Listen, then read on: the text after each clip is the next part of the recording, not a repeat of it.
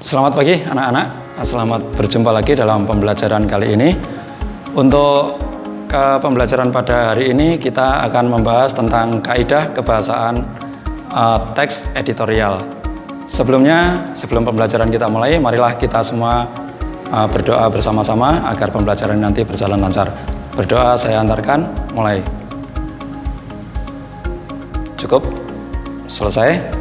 Dan tidak lupa saya mengingatkan kepada Anda semua bahwa di dalam pandemi COVID-19 ini, marilah kita senantiasa menjaga kesehatan kita masing-masing dengan selalu menerapkan 3M, yaitu 1. Menjaga jarak dengan sesama, 2. Memakai masker, dan 3. Mencuci tangan dengan menggunakan sabun. Dan untuk itu marilah kita segera memulai pembelajaran dengan membahas satu persatu kaidah kebahasaan kalimat dalam teks editorial. Ada 4 kaidah kebahasaan yang bisa kita bahas dalam sebuah teks editorial. Seperti kita ketahui, teks editorial adalah teks yang membahas tentang isu-isu terkini atau aktual di dalam media massa oleh tim redaksi dalam media massa tersebut. Adapun 4 kaidah kebahasaan yang bisa kita pelajari dalam teks editorial ini antara lain adalah 1. Adanya kalimat pertanyaan retoris, 2. Adanya kata-kata populer, yang ketiga kata ganti penunjuk, dan yang keempat adalah konjungsi kausalitas. Marilah kita kupas satu persatu. Yang pertama adalah kalimat pertanyaan retoris. Apa pertanyaan retoris? Kalimat pertanyaan retoris adalah kalimat pertanyaan yang tidak memerlukan jawaban karena antara si pembicara dengan lawan bicara sudah sama-sama mengetahui jawaban yang akan diminta oleh penanya. Kalimat retoris ini hanya berfungsi untuk menegaskan maksud si pembicara agar lawan bicaranya bisa menerima maksud yang diinginkan. Contohnya kalimat retoris, misalnya ada yang pertanyaan yang berbunyi, benarkah pemerintah tidak tahu atau tidak diberitahu mengenai rencana Pertamina menaikkan harga BBM? Ini contoh kalimat pertanyaan yang tidak memerlukan jawaban, berfungsi hanya untuk menekankan maksud si pembicara. Itulah contoh kalimat retoris. Yang kedua, kita bahas kaidah kebahasaan yang kedua, yaitu kata atau istilah umum yang sering muncul sesuai dengan topik yang dibahas.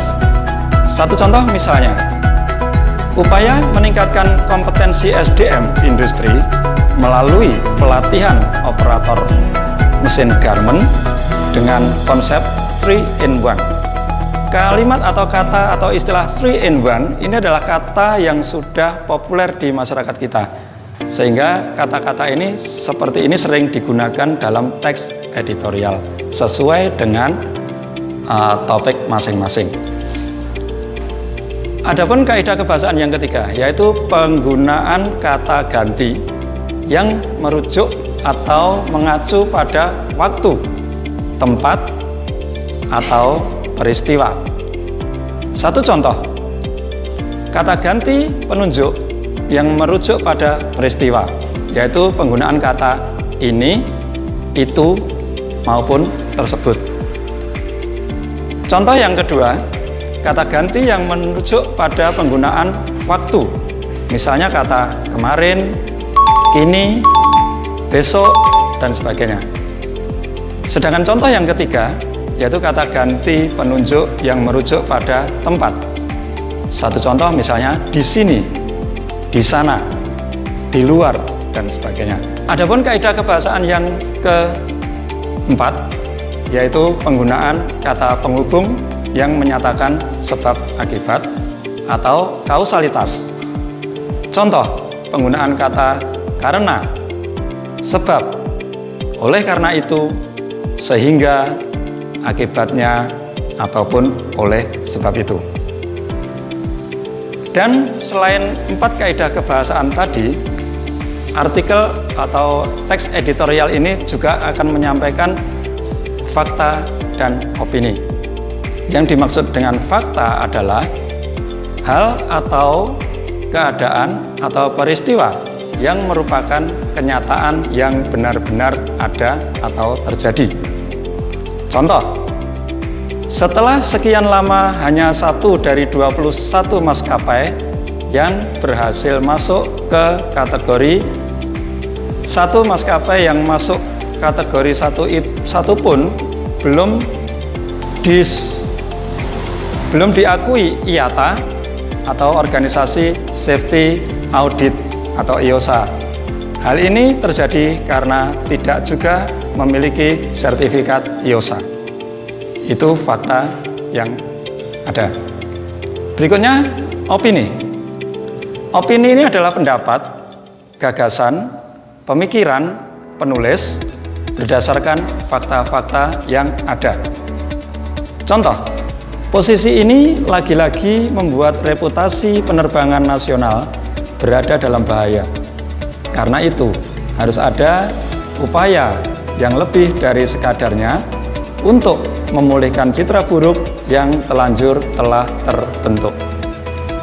Itulah contoh kalimat opini yang bisa kita sampaikan.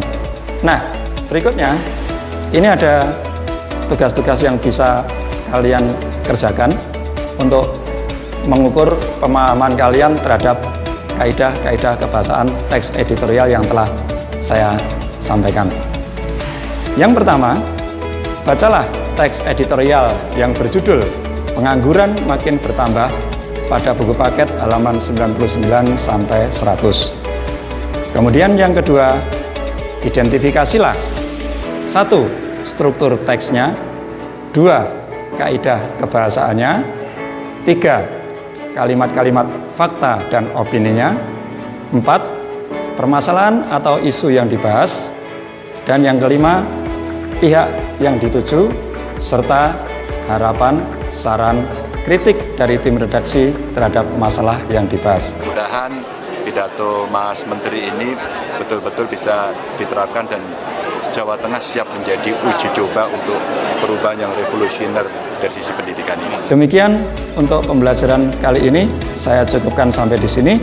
Mudah-mudahan bermanfaat bagi Anda semua. Saya cukupkan sekian. Selamat pagi.